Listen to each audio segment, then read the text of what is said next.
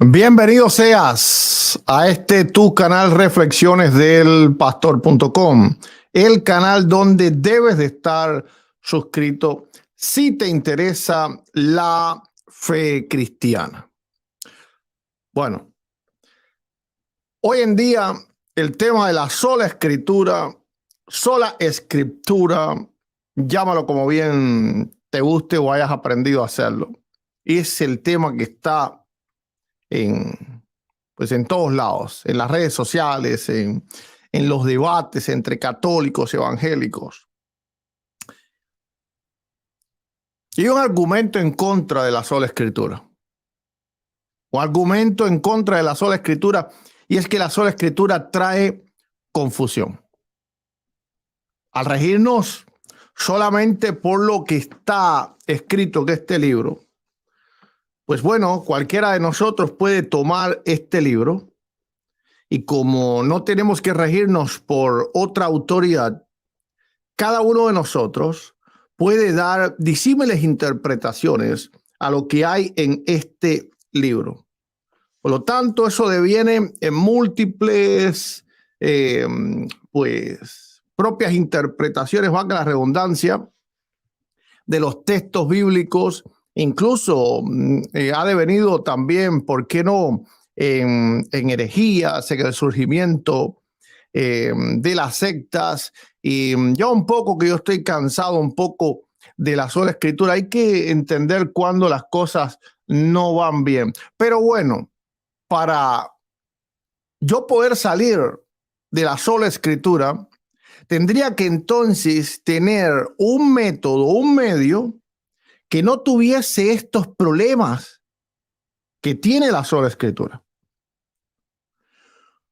Porque no se pudiera cambiar de un método que supuestamente tiene errores y deviene en confusiones por otro método que también contenga errores y también deviene en confusiones, inclusive posiblemente en aún peores.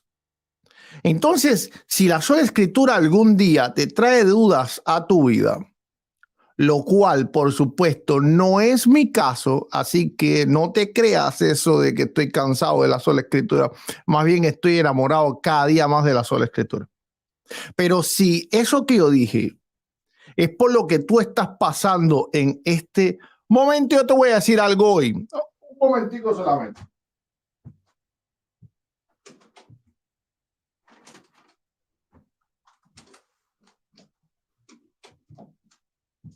Ok. Tiene que haber un método el cual tú elijas para tú quitarte ese supuesto problema de la sola escritura. ¿Cuál es el otro método que esgrime la Iglesia Católica, Apostólica y Romana, o como también se le puede llamar Iglesia Constantiniana? ¿Qué es lo que es el argumento que esgrime la Iglesia Constantiniana? Y es que la tradición es una manera alterna, ¿ok? O que también encierra lo que es la revelación divina, la palabra de Dios en este caso, y se debe de tomar en cuenta la tradición para pues poder entender los misterios de la fe.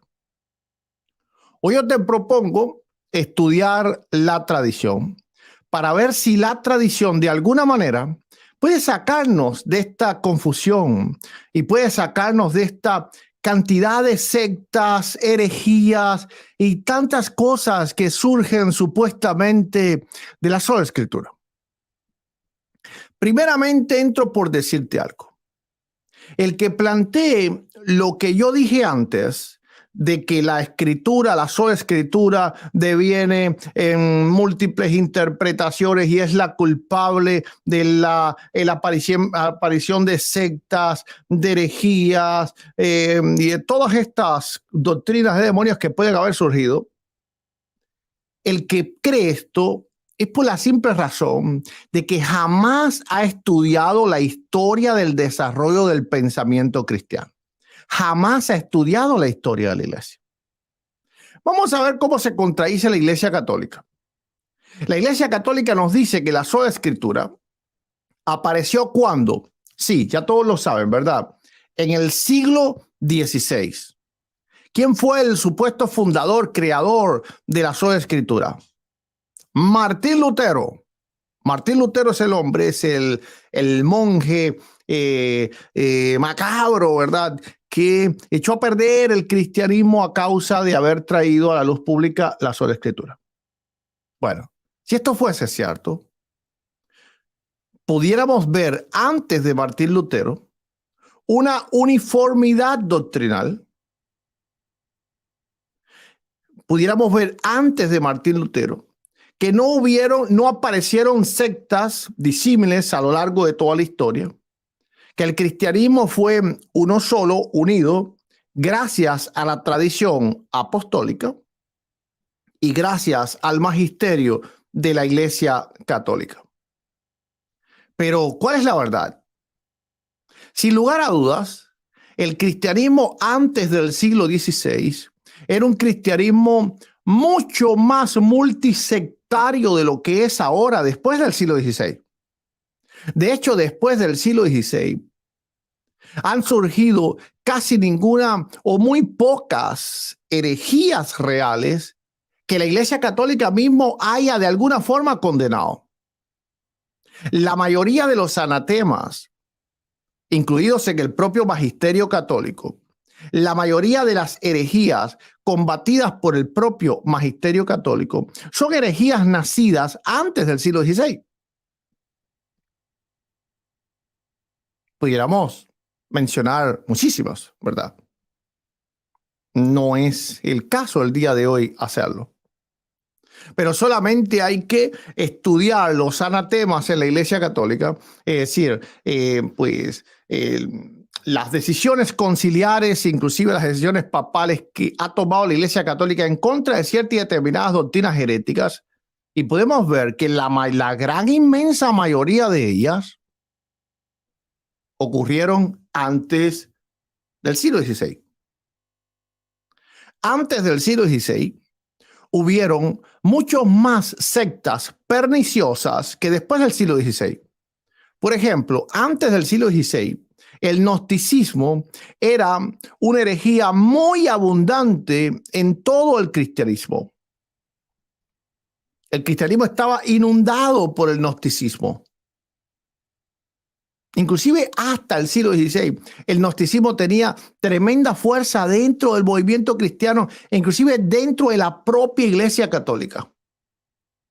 A partir del siglo XVI, el cristianismo retoma la Biblia como fuente primaria de la revelación. Y no solo el cristianismo protestante retoma la Biblia, también, ¿por qué no el cristianismo católico retoma la Biblia después del siglo XVI? Por lo tanto, ¿fue el siglo XVI el problema? No. Sin lugar a dudas, el siglo XVI no fue lo que Pablo dice cuando venga lo perfecto. Pero fue una gran reforma y una gran mejoría al cristianismo. Los que dicen que la reforma trajo cosas malas porque vino un montón de divisiones y rupturas en la iglesia es porque no han estudiado la historia de la iglesia. Si hubiesen estudiado la historia de la iglesia, iban a ver, ¿verdad?, la cantidad de personas quemadas a lo largo y perseguidas y desterradas a lo largo de toda la historia. Pero bueno, vamos a irnos a la tradición, porque si la tradición prueba no tener el problema de la sola escritura, entonces sería de nosotros sabio que dejemos la sola escritura y en realidad comencemos a prestarle atención a la tradición. En el cristianismo existen dos, entre otras, ¿verdad?, que pudiera yo mencionar, pero vamos a dejar afuera los siriacos, los coptos, los etíopes, los armenios, etcétera. Y vamos a ir a las dos más grandes, prominentes y que claman ser las más antiguas tradiciones del cristianismo. Las dos devenientes de aquella iglesia fundada por Constantino. Es decir, estoy hablando de la iglesia católica romana y la iglesia católica oriental. Nadie puede afirmar que una es más antigua que la otra. Claro, los cristianos orientales son más antiguos que los cristianos romanos, pero aún así, ambas son alas de una misma iglesia fundada por Constantino en el siglo IV. Así que ni siquiera un católico pudiera afirmar y decir, nosotros, los católicos occidentales, somos de alguna forma más antiguos que los católicos orientales. Por lo tanto, nosotros, los católicos occidentales, tenemos una tradición más antigua que los católicos orientales. De hecho, se puede decir que la mayoría de los padres eclesiásticos más prominentes, aunque algunos luego vivieron en Occidente, sin lugar a dudas, la gran inmensa mayoría provenían de Oriente. Entonces, estudiemos ahora un poquito, sin abundar mucho, por supuesto, pudiéramos estar días enteros hablando de las increíbles contradicciones de la tradición en estas ambas iglesias. Y no solo en estas ambas iglesias, sino dentro de la misma iglesia católica. Las contradicciones entre concilios, los cánones que fueron literalmente derogados por concilios posteriores. ¿Por qué? Porque había un error o ya no convenían esos cánones que antes habían sido aprobados como literal verdad de Dios revelada a la iglesia. Estudiemos un poco. Aquí yo tengo, esto es una lista que da la propia iglesia ortodoxa, ¿ok? De las diferencias entre la tradición católica occidental y la tradición católica oriental. Vamos a ver de dónde surgen más grandes diferencias, si de la sola escritura o de la tradición oral. Comencemos. Por supuesto, son muchísimas decenas, pero yo voy a mencionar las 10 o 12 más importantes. Ok, vamos a ver. Número 1. La iglesia ortodoxa solo admite 7 concilios ecuménicos. Estos 7 concilios fueron los que, según la iglesia ortodoxa, según la iglesia griega, según la tradición oriental, asentaron las bases de la doctrina cristiana y punto. Más sin embargo, la doctrina en la iglesia católica se ha ido creciendo como camaleón y camaleón y camaleón, y todos los años se inventa un nuevo concilio, o todos los años no, pero más o menos todas las décadas casi, se inventan un nuevo concilio y o sínodos y vuelven a siguen y siguen aprobando doctrinas y doctrinas y doctrinas y doctrinas y doctrinas, a punto que tienen alrededor de 20 concilios ecuménicos, es decir, universales. La iglesia ortodoxa no admite la procedencia del Espíritu Santo del Padre y el Hijo, sino solamente del Padre. Esto es lo que se llamó la filioque.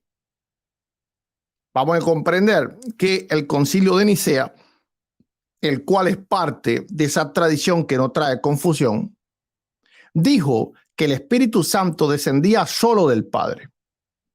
Pero luego concilios posteriores, ¿ok? Es decir, como por ejemplo en el credo niceno-constantinopolitano, entonces esa misma tradición, otro concilio igualmente ecuménico, dijo que no, que el concilio de Nicea se había equivocado, que el Espíritu Santo descendía del Padre y del Hijo. Bueno, los católicos orientales no estuvieron de acuerdo con la decisión de aquel concilio y, por ende, decidieron permanecer creyendo con lo que se había decidido en el concilio de Nicea. Esto es una diferencia que no existe dentro de los cristianos evangélicos, porque esto es una diferencia en lo que es la propia naturaleza de la deidad. Esto es una big difference, es decir, esto es un abrecarta, esto es un rompehielos, esto es una dicotomía total. Esto es como del blanco al negro. ¿Ok? Todas las iglesias evangélicas basadas en la sola escritura tenemos la misma, ¿verdad?, percepción acerca de la naturaleza de la deidad.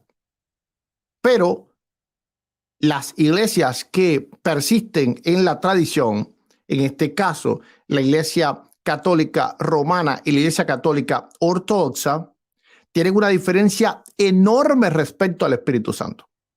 El Espíritu Santo es alguien que desciende solo del Padre, no desciende del Hijo. La Iglesia Católica Romana cree que desciende del Padre y desciende del Hijo. Tamaña diferencia, ¿verdad? ¿De dónde salió esta diferencia? De la sola Escritura. No salió de la sola Escritura. Esta diferencia salió de la tradición. Continuamos. Esto son notas oficiales de la Iglesia Ortodoxa. ¿Ok? Es decir, la Iglesia Ortodoxa está dejando claro que doctrinalmente es muy diferente a la Iglesia Romana. Vamos a seguir. Dice: la consagración del pan y del vino en el cuerpo y la sangre de nuestro Señor Jesucristo en la misa se efectúa por el prefacio, es decir, las palabras del Señor y la epíclesis, y no por las palabras dichas por Cristo en la última cena, como enseña la Iglesia Romana. Es decir, la Eucaristía no es igual. El rito de la Eucaristía no es igual en una y en la otra. ¿De dónde sacaron esa diferencia? ¿De la Escritura? No. ¿De dónde sacaron esa diferencia? De la tradición. La Iglesia Ortodoxa no admite, por supuesto, la infalibilidad de ningún obispo, sino la infalibilidad de la Iglesia. ¿Y a qué le llaman la infalibilidad de la Iglesia? Por supuesto, a estos 7 concilios ecuménicos, que fue cuando la Iglesia supuestamente se reunió de forma universal y tomó cierta y determinada determinación. Entonces, la Iglesia, para los ortodoxos, es infalible. Para la Iglesia Romana, el Papa es infalible cuando habla ex cátedra. Para los ortodoxos, ningún obispo es infalible, ni patriarca tampoco. La Iglesia Ortodoxa enseña que las decisiones de un concilio ecuménico son superiores a las decisiones de cualquier líder eclesiástico. Es decir, lo que decidió el concilio de Nicea es mayor que lo que decide es mayor que la autoridad de cualquier obispo, incluyendo el de Roma, o incluyendo el de Constantinopla, o el de Alejandría, cualquiera, o el patriarca ruso, cualquiera, ¿verdad? Las decisiones conciliares son mayores. En el caso de los católicos romanos, no. El Papa puede declarar no válido una decisión conciliar, porque el Papa es el que confirma la validez de lo que decidió un concilio o un sínodo. Continuemos. La Iglesia Ortodoxa no admite la supremacía universal de ningún obispo. Eso lo sabemos, ¿verdad? Es decir, ellos creen que todos los obispos tienen, en este caso los patriarcas, que son los obispos mayores, tienen igual dignidad. ¿Ok?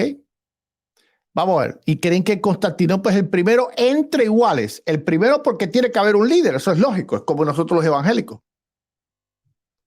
Por ejemplo, el pastor en una iglesia es el primero entre iguales. El presidente o el obispo de una denominación es el primero entre iguales. Es el primero porque tiene un liderazgo. Alguien tiene que tener algún tipo de mayor autoridad para poder entonces definir en ciertos y determinados momentos que sea necesario hacerlo. Pero no es como en la Iglesia Católica, donde el obispo de Roma, por ejemplo, tiene supuestos carismas que están por encima de todo lo demás. Es infalible, no puede ser juzgado, es el vicario de Cristo, es la cabeza visible de la Iglesia. Bueno, qué lástima que la tradición no se pueda poner de acuerdo en eso. Ambas tradiciones son iguales de antiguas. Iguales de antiguas. Ningún católico que se respete pudiera afirmar de ninguna forma que la Iglesia Romana es más antigua que la ortodoxa. Ok, continuamos. Claro. Bien. La Virgen María fue concebida en pecado original como los demás seres humanos, mientras que la Iglesia Romana, por la definición del Papa Pío IX, decide que la Virgen María había nacido inmaculada, es decir, libre de pecado. Qué curioso. La tradición tampoco se pone de acuerdo en cuanto a si María nació con pecado o María nació sin pecado. ¿Qué problema tenemos con la tradición? Ahora yo, que me están entrando grandes dudas de la sola escritura y estoy al ya dejar la sola escritura porque trae un montón de divisiones y de sectas y de cosas.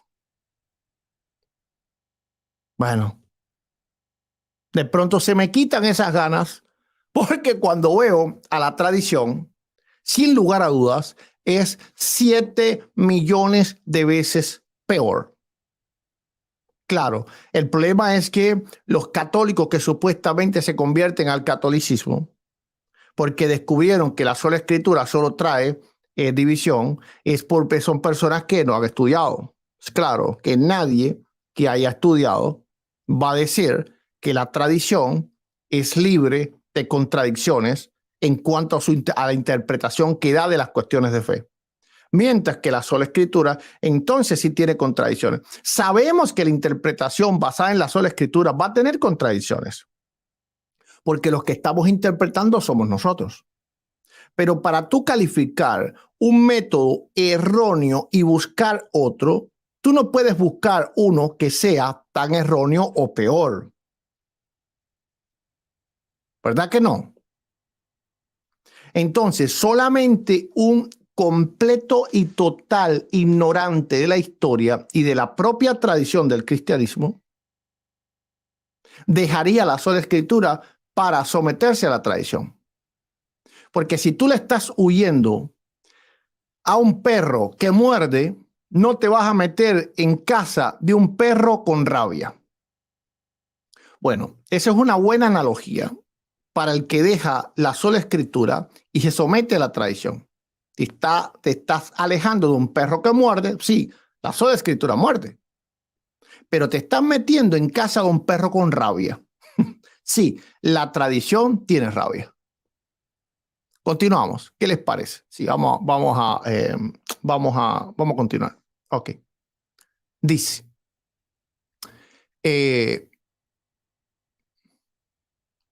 la Iglesia Ortodoxa niega la existencia del purgatorio, del limbo, como siempre lo ha creído la Iglesia Católica. Tiene una percepción diferente al tema. No es la misma percepción. Seguimos. El sacramento de la Santa Unción puede ser recibido varias veces por los fieles en caso de cualquier enfermedad espiritual o corporal y no solamente en peligro de muerte como la Iglesia romana. En la Iglesia Ortodoxa, el mismo ministro ordinario del Santo Crisma es el sacerdote. En la Iglesia romana lo es el obispo y el sacerdote solo extraordinario. En la Iglesia Ortodoxa no admite la existencia de las indulgencias, mientras que la Iglesia Católica sí. En el sacramento del matrimonio, el ministro es el sacerdote y no los contrayentes. Seguimos. En la Iglesia Ortodoxa solo se permiten íconos en los templos, no se permiten imágenes, no se permiten estatuas. Es decir, en una Iglesia Ortodoxa jamás tú vas a ver una estatua de María. Lo que hay son íconos. ¿Cuáles son los íconos? Son unas imágenes con ninguno muy poco relieve. Es decir, que están, por ejemplo, como si fuera una pintura o un cuadro, vamos a decir así. Es decir, hay pequeños cuadros con la imagen de Cristo, la imagen de María, la imagen de los padres de la iglesia, diferentes santos y todas estas cuestiones. ¿Ok? Entonces, hay una grande diferencia en cuanto al culto de las imágenes, porque en realidad en la Iglesia Católica, en la Iglesia Ortodoxa no existen estatuas, no existen imágenes como tal hechas por un artesano. Simplemente lo que existen son íconos, que su culto también está mal, pero mucho mejor que la Iglesia romana. Es decir, yo primero me haría ortodoxo 1000 veces que católico romano. Católico romano se puede decir que después de los testigos de Jehová y de los mormones son lo peor, la peor denominación del cristianismo. La denominación más apartada de las doctrinas cristianas, de las doctrinas bíblicas, con toda seguridad, es la iglesia constantiniana, es decir, la iglesia de Roma. Seguimos. Los sacerdotes ortodoxos pueden libremente optar entre el matrimonio o el celibato. Los católicos no pueden optar entre los dos. Tienen que decidirse por el celibato si quieren ser sacerdotes. El bautismo es por inmersión en la iglesia ortodoxa, en la romana por aspersión. ¿Ok? En el sacrificio eucarístico se usa pan con levadura en la iglesia ortodoxa y sin levadura en la iglesia romana. Por supuesto, las cuestiones ya más litúrgicas de fiestas y estas cosas, pues son casi completamente diferentes. Pero no nos vamos a meter ahí porque es un tema muy largo. La comunión de los fieles es bajo las dos especies. Usted come pan y bebe vino, como lo es en la iglesia también evangélica. En la iglesia católica mayormente es bajo una sola especie y extraordinariamente por orden expresa del obispo o una celebración pues demasiado solemne, entonces bajo las dos especies. Es decir, que los católicos solamente comen el pan de Cristo, no toman la sangre de Cristo. Aunque ellos digan que está en el mismo, Jesús no lo mandó así. Jesús dijo, todas las veces que comieras este pan y todas las veces que bebieras esta copa.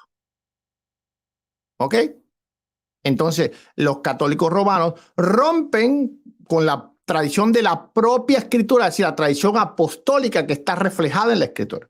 La tradición apostólica reflejada en la escritura y la propia tradición del propio Cristo reflejada en la escritura y contenida en las escrituras, dicen bien claro que la Santa Cena o la Eucaristía, es decir, acción de gracias, debe ser bajo las dos especies, es decir, bajo el pan y bajo el vino.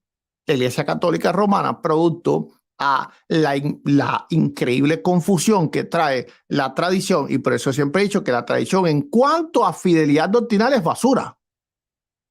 Más duro, es porquería. Respecto a la fidelidad doctrinal, respecto al conocimiento, el desarrollo del pensamiento cristiano es oro. A mí me encanta la tradición. Es decir, no se equivoquen. A mí me priva la tradición. Me encanta leer el pensamiento de los padres de la iglesia y pues me encanta, ¿verdad? Inclusive todo ya el periodo de medieval como tal, que era católico puro, aún me gusta la escolástica, me gusta leer a Tomás de Aquino. A mí me gusta leer la historia, el desarrollo del pensamiento cristiano, pero para obtener fidelidad doctrinal, la tradición es una porquería. Y cualquiera que estudia la tradición se da cuenta. Porque la diferencia que hay entre la iglesia romana, por ejemplo, es decir, la iglesia constantiniana, recuerden que se llama así, iglesia constantiniana, hay que decir así porque ese es el nombre que más le pega. La iglesia constantiniana y la iglesia oriental, la diferencia no es el obispo de Roma, esa es una entre tantísimas muchas. Yo les voy a, creo, ¿cuántas he dicho? No sé, pero voy a tratar de decirle como 10 o algo así. Pero pudiera buscarle muchísimas más. Por supuesto, más pequeñas, claro. ¿Ok?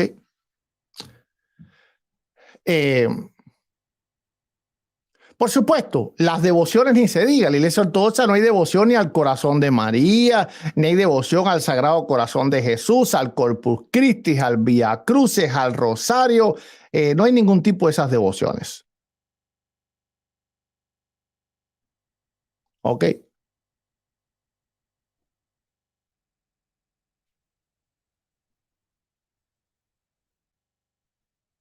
Por ejemplo, voy a leerle dos más, para no cansarlos.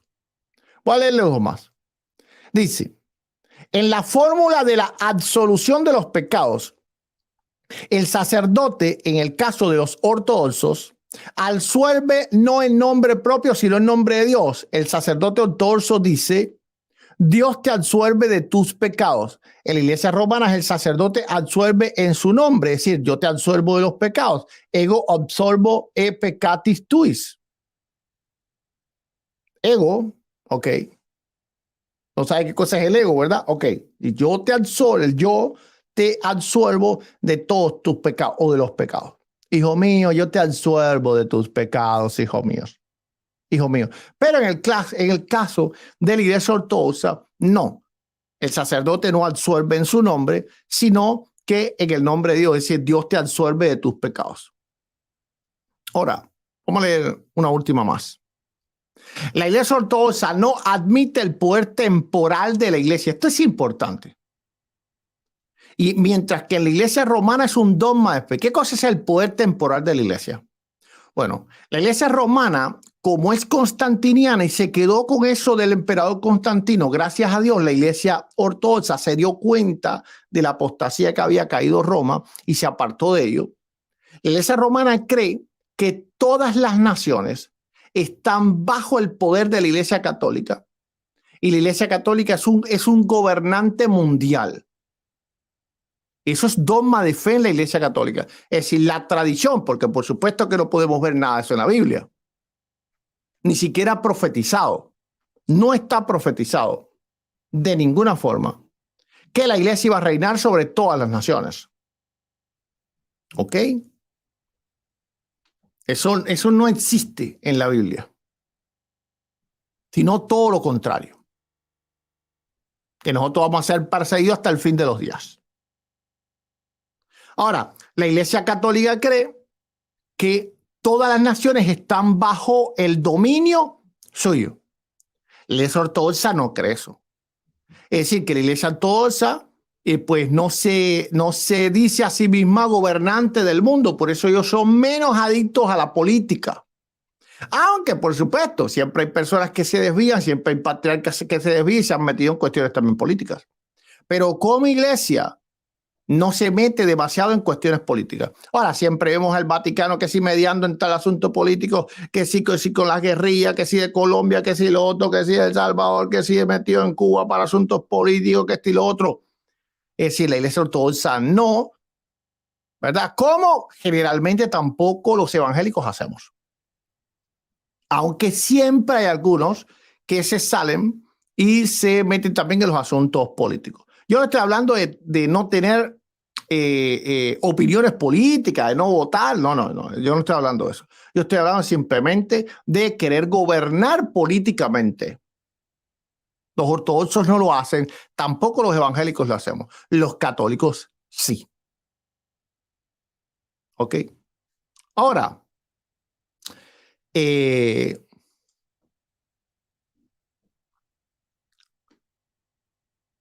entonces,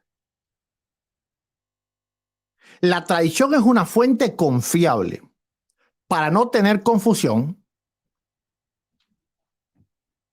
No, la respuesta es no. No es una fuente confiable para no tener confusión, sino absolutamente todo lo contrario. Ahora, no solo se contradicen estas iglesias, sino que los propios, por ejemplo, concilios se contradicen. Y no solo los concilios, sino también, por supuesto, los padres de la iglesia. Yo pudiera hacerles un video completo sobre la contradicción entre un concilio y el otro. Bueno, ya lo vimos ya entre el concilio de Nicea y el concilio de Constantinopla. Que uno cree que el Espíritu Santo desciende del Padre y solamente no desciende del Hijo, y el otro cree que el Espíritu Santo desciende del Padre y desciende del Hijo. Es una clara contradicción y no una contradicción pequeña. No una contradicción pequeña. Aquí tengo muchísimos textos de los padres de la iglesia, tengo una lista enorme, que veríamos claramente la increíble contradicción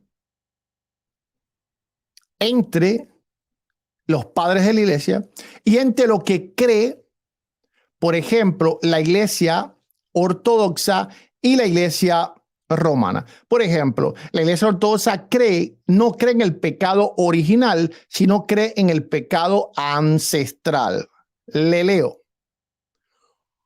Por dominante que el término pecado original se haya vuelto, puede venir a ser una sorpresa para muchos, que era desconocido tanto en la iglesia oriental como en la occidental hasta la época de Agustín, 354 al 440. Es decir, que antes de Agustín nadie habló nunca de pecado original. El concepto posiblemente surgió en las escrituras de Tertuliano, pero el término aparece por primera vez en la obra de Agustín. Anterior a esto, los teólogos de la iglesia primitiva usaron la terminología distinta que indicaba un modo distinto de pensar sobre el tema de la caída, sus secuelas y la respuesta de Dios. El término utilizado por los padres griegos para describir la tragedia en el jardín del Edén fue pecado ancestral. Es decir, ¿qué significa esto? Para los que no comprenden. Y es que nosotros no morimos por la culpa de Adán y Eva, que es lo que cree el pecado original, sino que nosotros morimos por la culpa de nuestros propios pecados. Yo le estoy leyendo, bueno, esto se lo estoy explicando yo, pero lo que le estoy leyendo aquí es lo que dice, lo que cree la Iglesia Ortodoxa. El pecado ancestral tiene un significativo, aquí lo estoy leyendo, ¿verdad? El pecado ancestral tiene un significativo específico. La palabra griega para el pecado, en este caso, amartema, se refiere a un acto individual con lo cual los padres griegos asignaron responsabilidad por el pecado del jardín solo a Adán y Eva. La palabra amartía, es decir, lo que pasó allá solamente fue problema de Adán y Eva.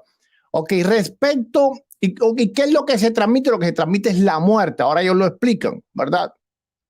Ahora ellos lo explican. La palabra martía, el término más común para el pecado, significa literalmente no dar en el blanco y se usa en referencia a la condición común de la humanidad. Eso ellos ponen la cita de sus pues magisterios, pero eso no nos interesa mucho.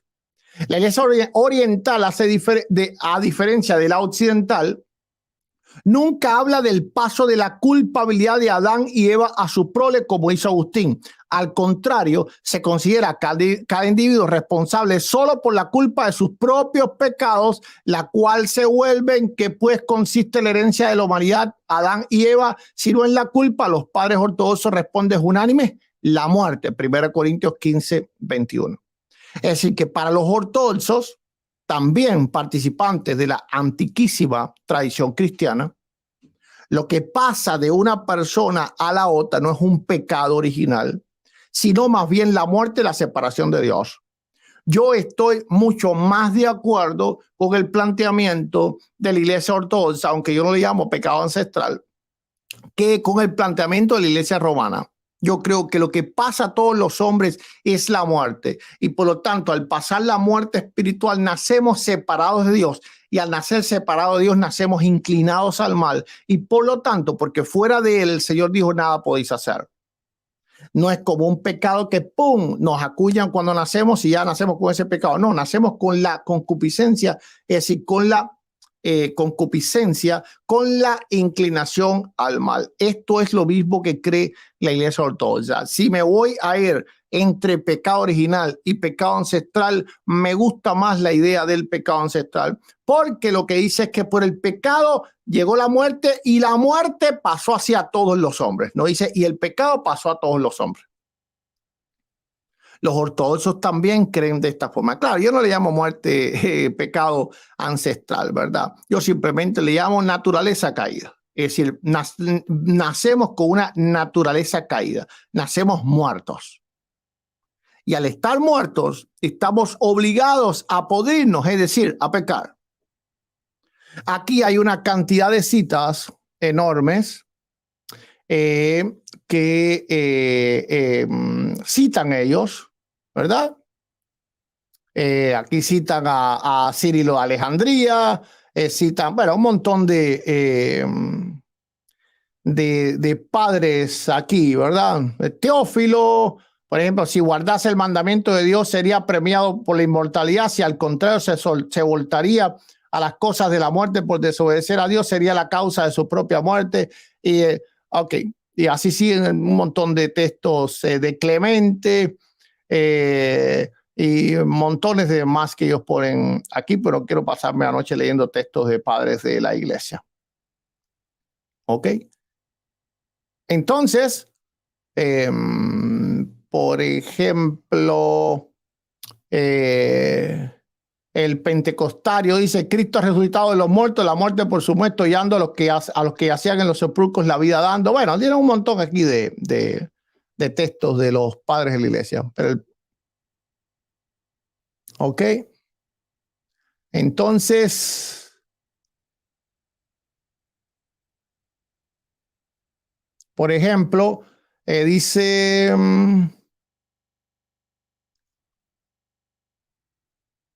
bueno, son muchos. Está en Cirilo de Alejandría, dice, la persona nace enferma por el pecado de uno. Es decir, no es que nace pecaminosa, que nace enferma por el pecado de uno. Ellos traigo aquí un montón de citas. Lo importante es que hay una diferencia entre el pecado original y el pecado ancestral en cuanto a la iglesia ortodoxa y en cuanto a la iglesia romana. Aquí les pongo en pantalla para que ustedes vean.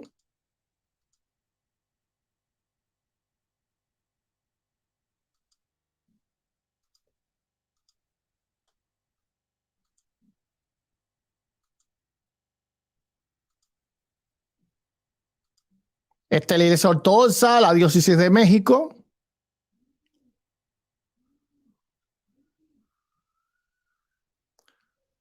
Ok, aquí está el planteamiento de los padres ortodoxos, por un montón de citas que no voy a estar leyendo toda la cantidad de cosas.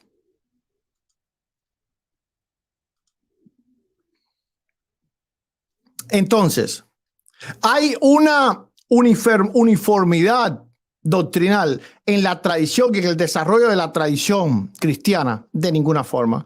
Por lo tanto, ¿qué sería peor? ¿La sola escritura o la tradición? Sin lugar a dudas, la tradición. Sin lugar a dudas, la tradición. De hecho, las grandes herejías del cristianismo han nacido no de la sola escritura, no de la escritura, sino de la propia tradición. Por ejemplo, el gnosticismo no nace de la escritura. ¿De dónde nace el gnosticismo? De la tradición.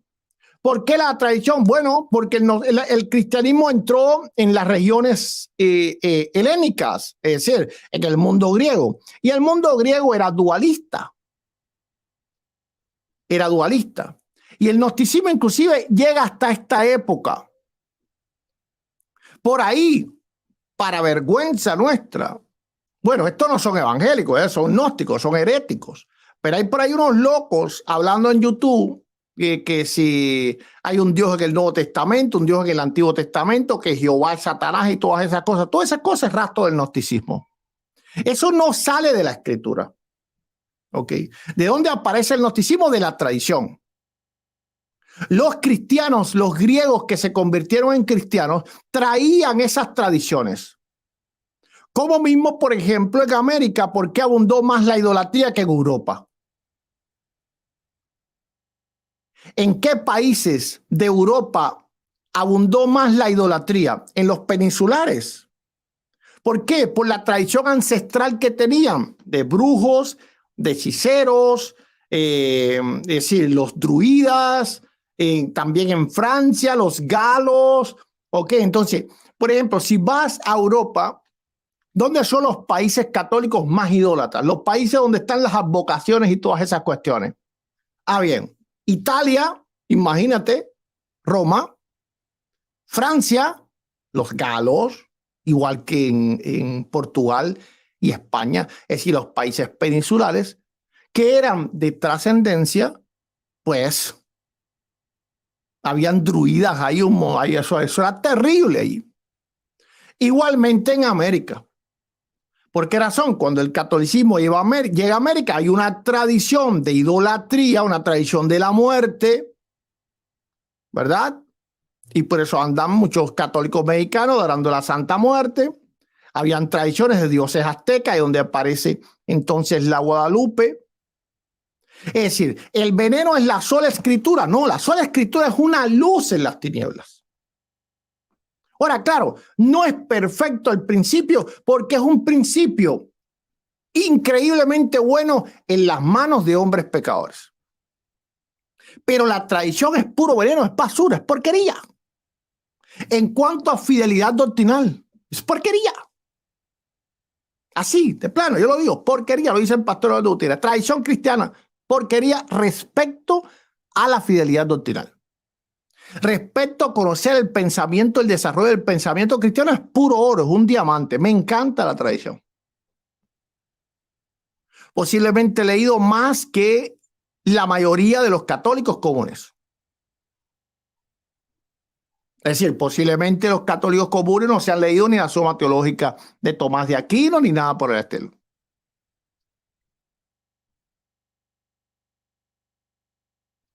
aunque dicen creer en la tradición.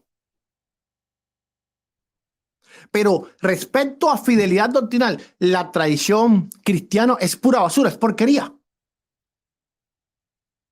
Entonces, ¿de dónde proviene el gnosticismo? De la tradición. ¿De dónde proviene, por ejemplo, el culto a las imágenes? De la tradición.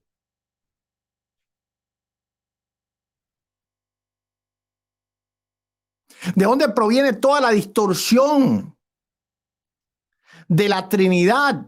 No la Trinidad, sino la distorsión de ella y el ataque en contra de la Trinidad, de las tradiciones, de las visiones que tenían diferentes pueblos respecto a las deidades.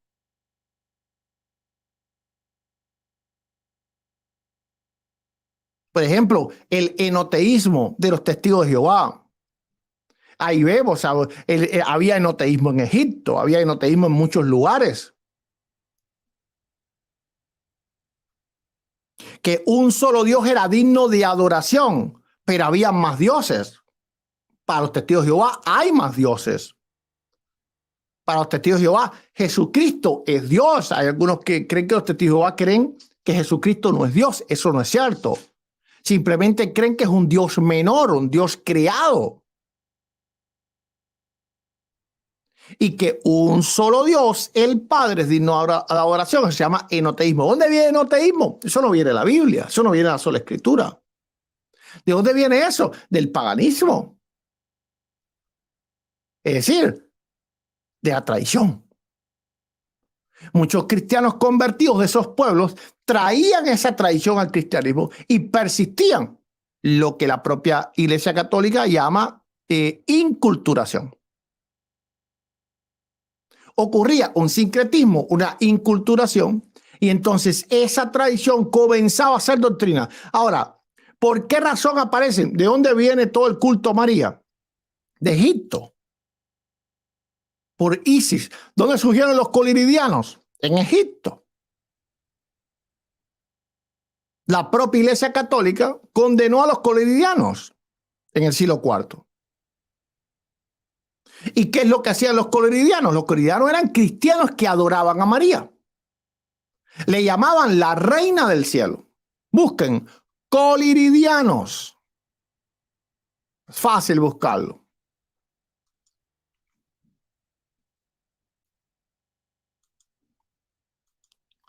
Ahí se los voy a buscar para que vean de dónde viene el culto a María.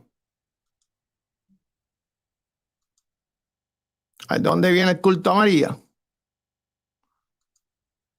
Vamos a poner aquí Google.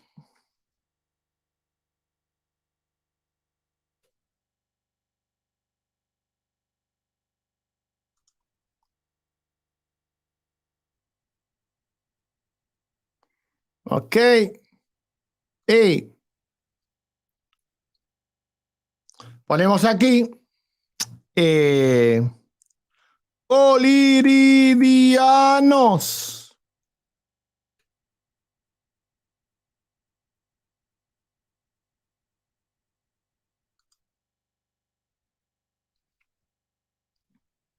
Bien, dice, los coliridianos fueron una secta religiosa gnóstica de origen cristiano del siglo IV, integrado fundamentalmente por mujeres, no solo por mujeres, fundamentalmente porque eran las que, vamos a decir, que tenían preeminencia. Dice, y que daban a la Virgen María culto como si fuera una diosa, como si una diosa se tratase. Se ubicaban en Arabia, pero provienen de Egipto, ¿ok? Lo que ocuparon toda Arabia. San Epifanio hace mención de ellas diciendo que las mujeres de Arabia se reunían un día para dar tributo a la Virgen, un culto insensato que consistía principalmente en el ofrecimiento de una torta que ellas se comían después. Su nombre parecía por venir de la palabra griega coliris, que se llama pan, torta, se asocia al culto de Astar, es decir, Astaré o Astarot, ¿verdad? La diosa fenicia muy extendida en la zona, cual se ofrecía, ¿ok?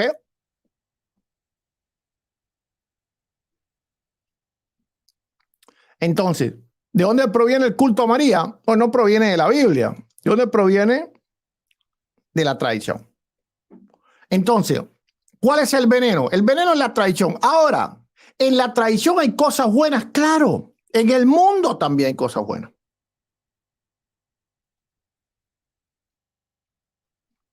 en el mundo también hay cosas buenas. Entonces, en realidad la confusión en el cristianismo proviene de la sola escritura. No. Si alguien me logra probar que la tradición unifica al cristianismo, yo dejo la sola escritura. Si alguien me logra probar que, por ejemplo, que las 5 iglesias más antiguas, ¿verdad? Que es la constantiniana, que es la católica romana, la griega, la armenia, la siriaca y la etíope. Pongamos las 5 iglesias más antiguas que todavía existen, por supuesto. Si las tradiciones de esas 5 iglesias son que 100% iguales, no, yo no voy a ser tan 80% iguales, que ya sería increíblemente malo, ¿verdad? Pero 80% iguales, yo dejo la sola escritura. Pero primero me lo tienen que probar. ¿Por qué? Porque no tienen el mismo canon, ninguna de las 5. Ninguna de las 5 tiene el mismo canon. Pueden buscar, solamente tienen que buscar, ok, es fácil, ¿verdad? Buscan simplemente canon, por ejemplo, etíope, ok, o canon de la iglesia de Etiopía, canon de la iglesia de Etiopía. Vamos a ver, iglesia ortodoxa etíope, ok, dice, el canon de la iglesia ortodoxa etíope es más amplio que la de las otras confesiones cristianas. Su canon breve, entre comillas, del Antiguo Testamento contiene todos los textos de la Biblia de los 70, tanto los deuterocanónicos aceptados por los católicos como los aceptados por los ortodoxos, incluyendo el Salmo 151, la oración de Manasés, el tercer libro de Esdras, el tercero de los Macabeos, más el libro de Enoc y el libro de los Jubileos, así como el Apocalipsis de Esdras. Bueno, sigue diciendo. Ok, si la iglesia etíope tiene un canon extenso, incluye más libros, el Nuevo Testamento incluye 8 libros adicionales, entre los cuales están la Epístola de Clemente, la Didascalia, el Kabbalah Nagás, una crónica de la historia etíope, está considerada como canónica también por el... vale, ya es otra cosa ya, ok. Entonces, pueden buscar el canon de la iglesia siria, los siriacos, vamos a ver diferente. Entonces, ¿dónde es que está, verdad, la homogeneidad y la unidad de la tradición cristiana? En ningún lado. Por lo tanto, la sola escritura sobrepasa en fidelidad y en unidad y en propulsora de la unidad a la tradición por 1 trillón de veces. Y yo reto a un católico que me pruebe lo contrario. Reto a un católico que me pruebe lo contrario. Reto a un católico que me pruebe que las grandes herejías del cristianismo aparecieron después del siglo XVI. Que es que se comenzó a creer, vamos a decir que universalmente por el protestantismo, la sola escritura. Que alguien me pruebe que las grandes herejías, es decir, monarquianismo, eutequianismo, nestorianismo, arrianismo, bueno, podemos decir montones, gnosticismo, no, montones, ¿verdad? Paulicianismo y un montón de ismos por ir para allá. Cualquiera de esas grandes herejías del cristianismo, que alguien me pruebe que aparecieron después de la aparición de la sola escritura. Anda Rodrigo Campos por ahí. Mira, Rodrigo, que te mando el enlace. ¿Dónde está Rodrigo?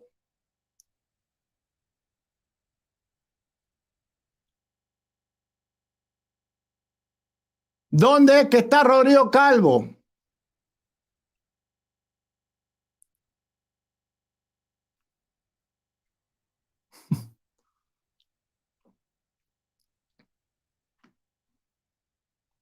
Bueno, claro, había que también contar el catolicismo, que es un ismo también.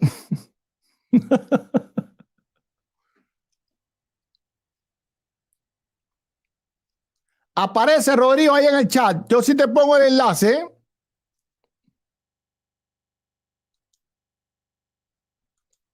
Ahí te lo voy a poner en el chat.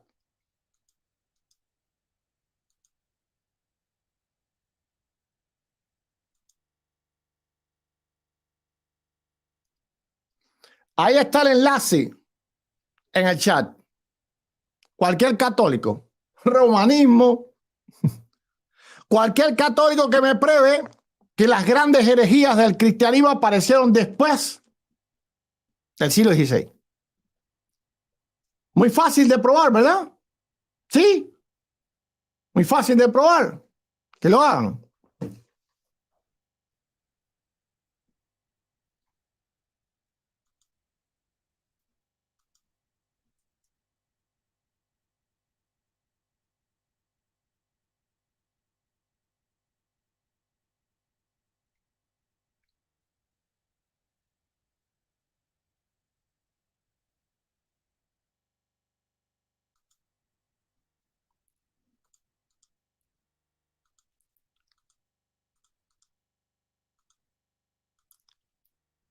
Aquí les tengo, miren. Herejías en el catolicismo. Ok.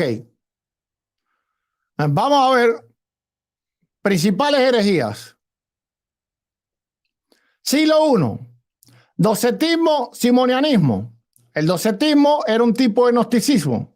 Ok.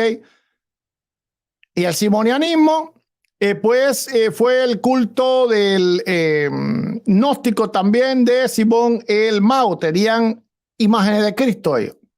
Siglo II, adanismo, encraterismo, ebionismo, ahí están los judaizantes de las raíces hebreas. Adopcionismo, que creían que Jesucristo había comenzado a ser Dios, no era Dios antes. Gnosticismo, marcionanismo, montanismo, monarquianismo. Ok, esto es un tipo de unicitarismo, de los unicitarios, míralos por acá también, andan por acá. Nicolaísmo, esto era malo, ¿eh? Los ofitas, el maniqueísmo del siglo III, que Agustín estuvo metido ahí, modalismo, que también son los unicitarios aparecen en todos los siglos, sabelianismo, también aquí están los unicitarios, ven los unicitarios aquí, Sabelio, subordinanismo, que creían que, pues, que había como decirte, que había que se subordinaban las personas en la deidad, apolinarismo, arianismo, donatismo, siglo IV, siglo XII, vamos a ver vamos a ver siglo XV, ok, vamos a ver siglo XVI, ok, ¿qué son estas? Ahí está. No, esto es antinomismo, socianinismo, unitarismo, jansenismo, quietismo, ¿qué es eso? Ya son inventos de ella. Y aquí, imagínate, tienen hasta como herejía los seguidores de Wycliffe y decir, las grandes herejías del cristianismo, las herejías que tuvieron que promulgar un montón de concilios, todas fueron después del siglo XVI.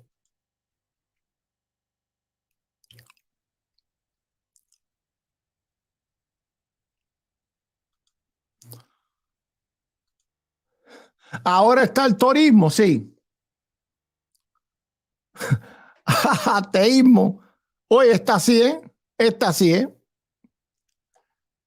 Esta sí fue después del siglo XVI. Pero no tuvo nada que ver con la sola escritura.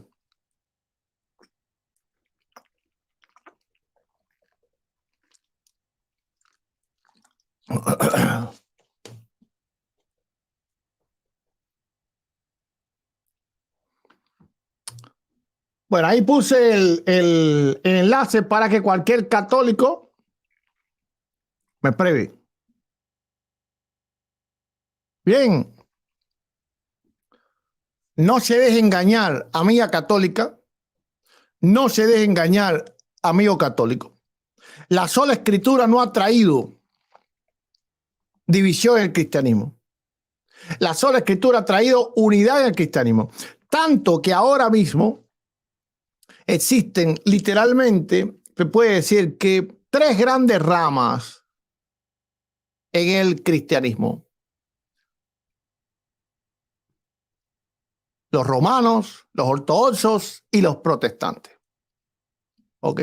Pero antes del siglo XVI había numerosísimos grupos que unos no tenían nada que ver con los otros. Oh, el macropismo de ahora, eso es terrible, ¿eh? Rodrigo Calvo, calvinismo.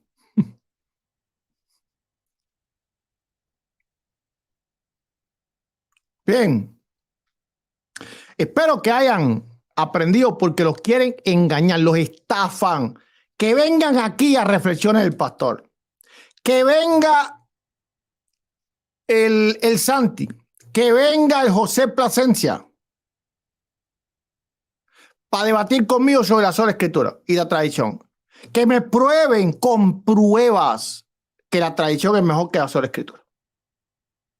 No, el beticismo ese. Oye, el beticismo es terrible. El beticismo es terrible porque el beticismo llamó a Cristo una gallina sin cabeza. Y el beticismo inclusive, que es católico, una herejía católica, bautiza a los niños muertos. Así que el beticismo es terrible. Que venga el José Plasencia. O yo voy a su canal a debatir sobre la sola escritura. Para que ellos me prueben que la tradición es mejor.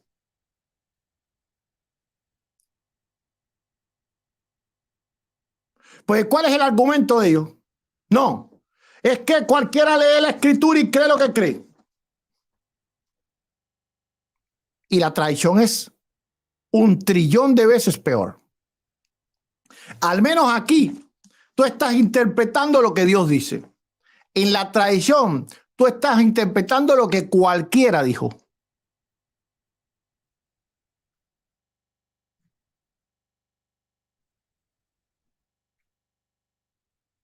Dice José Marrero, busca acerca del evionismo, ahí mismo donde buscaste sobre las herejías, te va a sorprender.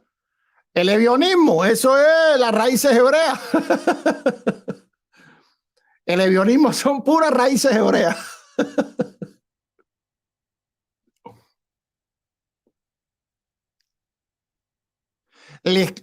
Mi pasión es que ustedes no los engañen, que ustedes no los estafen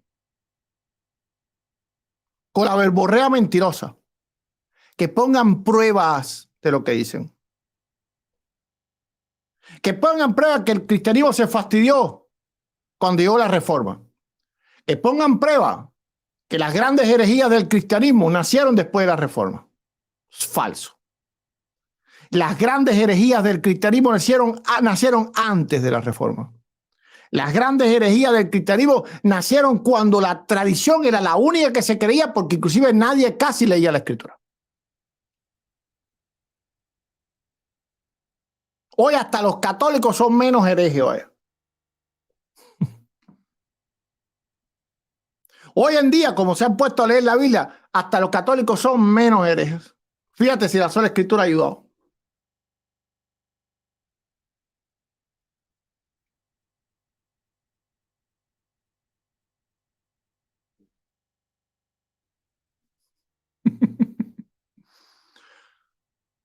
Dice Rodrigo Guerrero. Señor Eduardo, Rodrigo me imagino que es católico, ¿eh?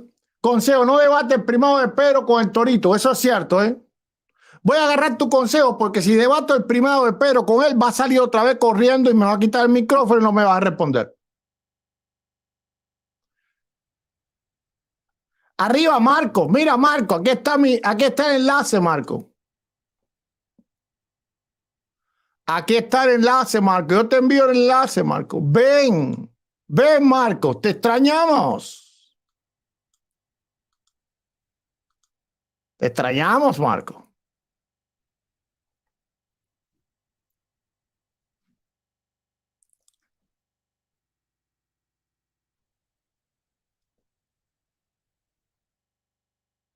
Dice Iván, ¿qué creían antes del siglo XVI? Búscalo en la historia.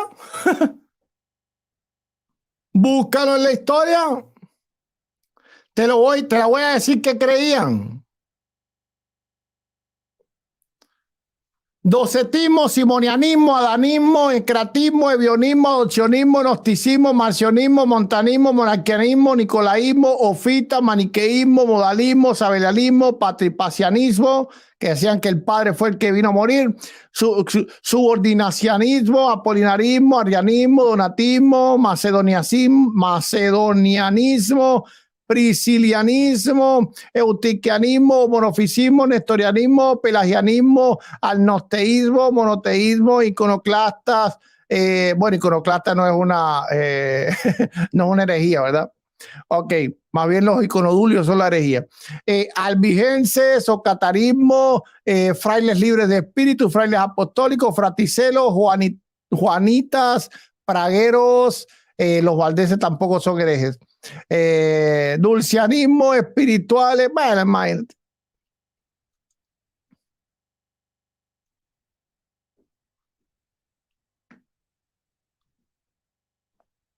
Bueno, nos vamos a retirar. Espero que tú tengas conciencia, que tengas amor de Dios, amor de Cristo en tu corazón.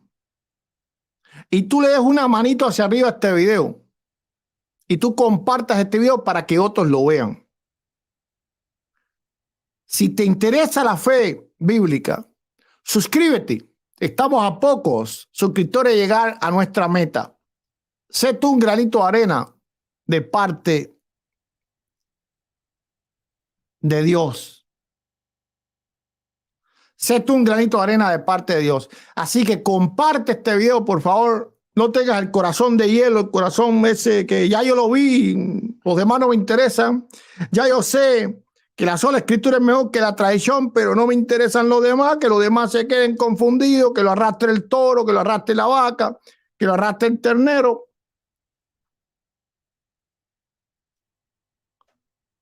Mira, haz como Marco Pereira, el católico, que ahora mismo se va a ir a compartir este video en todo WhatsApp. Porque yo sé que este video tocó el corazón de Marcos Pereira. Y ahora mismo Marcos Pereira se va a compartir el video en todo WhatsApp. Marco, no me lo compartas a mí, por favor, que yo fui el que lo hice. Esta noche Marco no duerme, comparte. Bueno, vamos a darle gracias a las que los han bendecido en el día de hoy.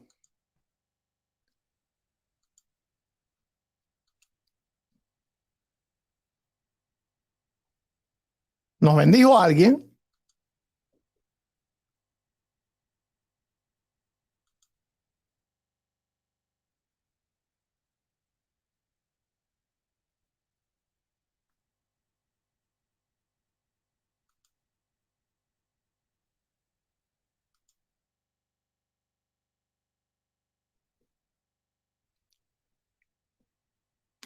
Muchas gracias, saludos y 1.000.000 de bendiciones para Gabriel Invierno y de Hernández Family. Dice Hernández Family, pastor, Dios le bendiga.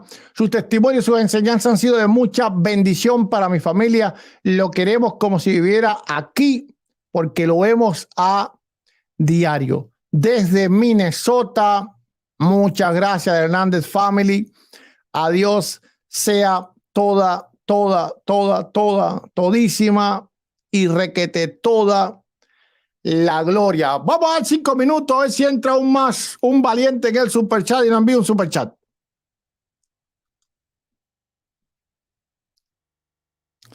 No va a entrar ninguno. Nos vamos a ir. Vámonos. Vamos a despedirnos. Dale like a este video. Dale like a este video. Maranata. Cristo viene pronto. Amén. Y amén. Mañana estamos aquí. Mañana hay debate. Así que estate suscrito y aprieta la campana para que te lleguen las notificaciones. Mañana va a haber alguien especial aquí debatiendo con nosotros si cumple su palabra. No quiero adelantar la sorpresa. Si cumple su palabra, mañana va a estar buena la cosa. Así que suscríbete ahora mismo, antes que cierre el video. Dale una manito hacia arriba y compártelo. 30 segundos para que cierre el video. Ahora suscríbete.